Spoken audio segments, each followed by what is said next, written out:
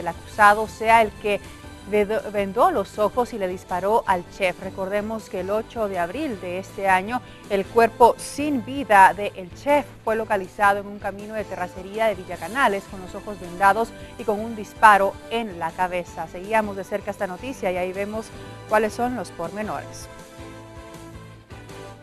Bueno, bien, más información en una nueva audiencia en el juicio por la quema de la Embajada de España, hecho que ocurrió en el año 1980. El Ministerio Público reprodujo un video y presentaba a 4 testigos que consideran claves. Uno de ellos estuvo presente el día de los terribles hechos. Además, se presentaba un peritaje sociohistórico realizado por un especialista mexicano para seguir avanzando en la investigación y en la respuesta judicial ante este tema.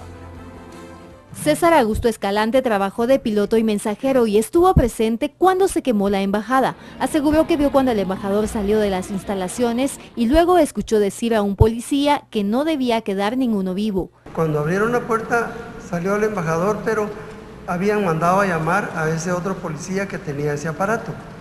Y en cuanto lograron abrir la puerta, este señor policía empezó a soplar. El siguiente en presentarse fue un reportero del diario Imparcial. Reveló que se enteró de la toma de la embajada cuando llegó al Ministerio de Gobernación.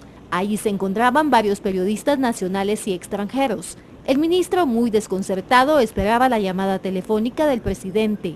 Dice el presidente que hay que sacarlos a como dé lugar. Y esta orden fue transmitida casi inmediatamente por la radio al general Chupina. Además se presentó un peritaje sociohistórico realizado por un especialista de estudios latinoamericanos de la Benemérita Universidad Autónoma de Puebla, indicando que dentro de la embajada se encontraban personas que en sí mismas operaban en un plano social. Si en este proceso judicial se confirma finalmente como verdad jurídica el que el Estado fue el causante de este hecho puede ser calificado sin dudas como un acto de terrorismo de Estado. De los últimos 2 testigos presentados, uno fue el periodista de Radio Fabulosa, Marco Antonio Figueroa, el único que logró obtener las declaraciones del embajador español Máximo Cajal el día de los hechos, manifestando lo siguiente. La actitud de la policía ha sido bestial. Actuaron como bestias. Si hubiesen atendido mi petición, no estuviéramos lamentando este suceso. Y la declaración de Marco Tulio Álvarez, quien realizaba un monitoreo de noticias para el Comité de Justicia y Paz, logró describir cómo vestía en esa época el jefe policial del Comando 6. ¿Cuál era la vestimenta de don Pedro García Redondo? Yo recuerdo que él portaba un sombrero tejano, tipo tejano, color blanco, y una guayabera que tenía rayas en los hombros.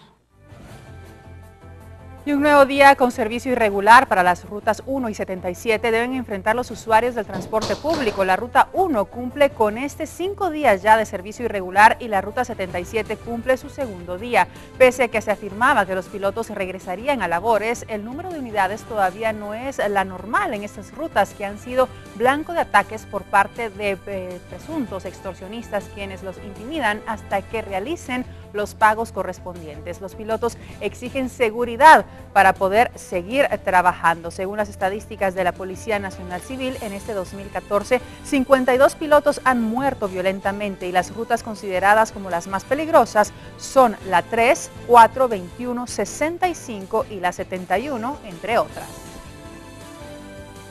Y siguiendo con la información, le queremos comentar que el presidente Otto Pérez Molina confirmaba que va a extender por 15 días más el estado de prevención impuesto en San Juan, Zacatepeques, a raíz de los terribles disturbios que concluyeron con la muerte de 8 personas el pasado 19 de septiembre. Una comisión verificadora de los derechos humanos dio a conocer que los vecinos de ese municipio se han visto afectados por la presencia de las fuerzas de seguridad tras decretarse el estado de prevención en este sitio. La cotidianidad de los sanjuaneros se ha visto alterada por los registros que efectúan las fuerzas de seguridad, indicó la comisión. Todo está, pues, ahí sí que replegado todo el ejército y la policía. Así pudimos constatar de que es más la presencia del ejército que de la Policía Nacional Civil. También que hay policía de todas las regiones del país, ¿verdad? Y de qué manera se están violentando los derechos de los comunitarios, de las mujeres, de los hombres, de los niños, ¿verdad? Hay mucho miedo. Los pobladores sienten miedo y los niños se han visto afectados psicológicamente. Además, se han cancelado las actividades escolares. Sí afectaría más de un 30-40% de la economía. ¿Por qué? Porque estas comunidades, hay que aclarar acá que San Juan Zacatepeques es productor de flores y que estas flores son trasladadas normalmente de 1 a 4 de la madrugada, ¿verdad? Ahora con el estado de prevención ellos temen transitar libremente a esa hora. Pilar 1 y 2 y Santa Fe Ocaña fueron las comunidades verificadas por la comisión y recibieron denuncia de mujeres que fueron víctimas de violaciones y acoso sexual en el estado de prevención del 2008. Piden al presidente que fundamente el decreto de estado de prevención, pues únicamente fue decretado tras los hechos, argumentaron. Mientras el presidente Otto Pérez dijo que prorrogará el estado de prevención por 15 días más. Y en las páginas de libros o periódicos de Guatemala han quedado grabados los constantes conflictos sociales por los que ha pasado la historia de nuestro país. A continuación realizaremos un pequeño viaje por el tiempo y veremos algunos de los sucesos que generaron titulares de prensa donde se evidenciaban los niveles de conflictividad que han marcado la historia de los guatemaltecos.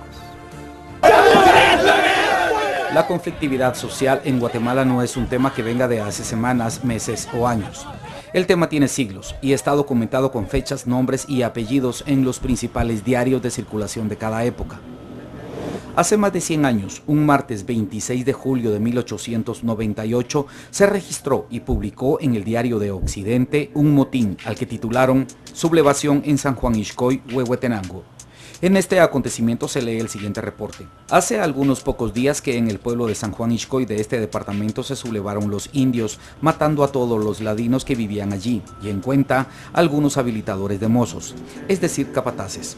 El número de víctimas entre mujeres y niños llega a 34, de las que solo se han encontrado como 20 que no alcanzaron sino a medio enterrar. El resto se cree que los tengan ocultos. Los muertos están, unos baleados, otros macheteados, otros quemados y ahorcados otros.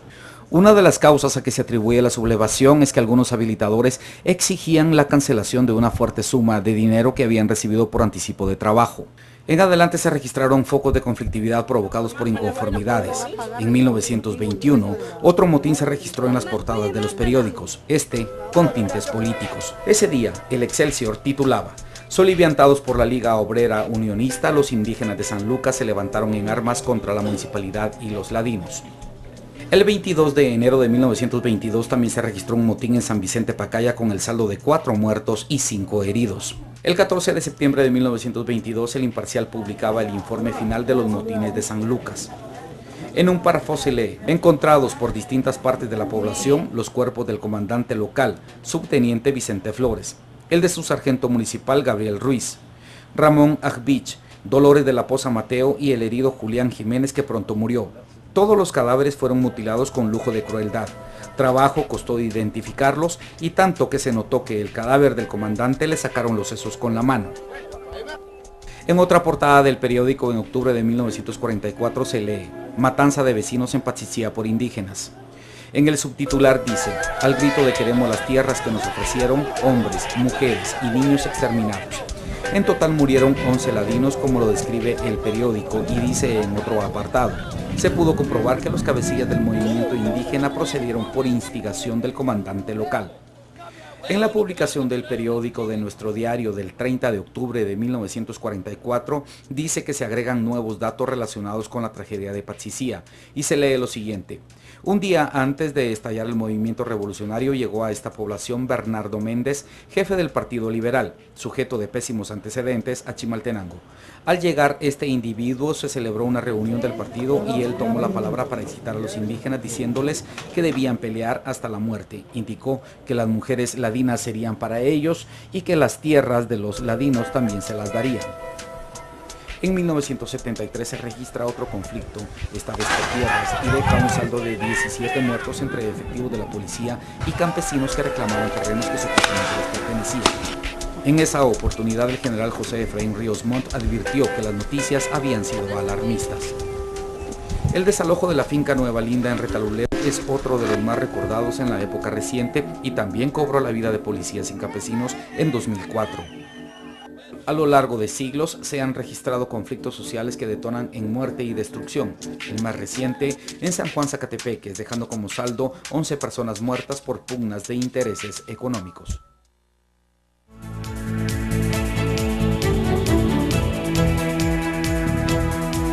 Bueno, y tenemos noticias departamentales a esta hora del día. Lo repasamos y lo trae Prensa Libre. Aquí tenemos la portada de este tema y sí, se la presentamos. Aumenta violencia contra los menores. La PGN señala que no hay sentencias. Juzgado de Coatepeque lleva 614 procesos del suroccidente de nuestro país. Bueno, y seguimos con la información departamental porque efectivamente en Retaluleu se realizan jornadas para poder prevenir una epidemia de dengue y enfermedades gastrointestinales. La jornada se lleva a cabo en el Acintal. Estudiantes del Instituto Técnico de ese lugar y trabajadores del Centro de Salud han llevado a cabo una jornada de limpieza en casas, calles y pozos artesanales para tratar de prevenir esta enfermedad. Hay 25 casos de dengue ya confirmados en todo el departamento, por lo cual se están llevando a cabo jornadas de limpieza en diferentes sectores. El problema que estamos nosotros aquí ahorita investigando más que todo son casos de dengue, porque sí tenemos problemas de dengue. La parte vecina de Coatepeque, la parte vecina de El Palmar, que pertenece a Quetzaltenango, son más casos de dengue los que tienen y nosotros también. Trabajan con las autoridades locales para retirar chatarras, fumigar y concientizar a los vecinos que mantengan cubiertos los recipientes con agua para evitar que se conviertan en criaderos de zancudos. Que no sirven, pero que en esta época de invierno, ¿verdad?, se juntan agua y entonces provocan que crezca el zancudo ahí, ¿verdad? Entonces, estamos haciendo esta actividad.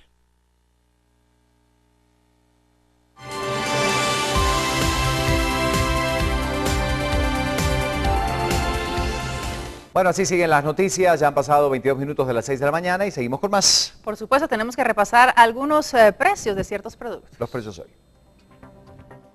Los precios hoy. Combustible.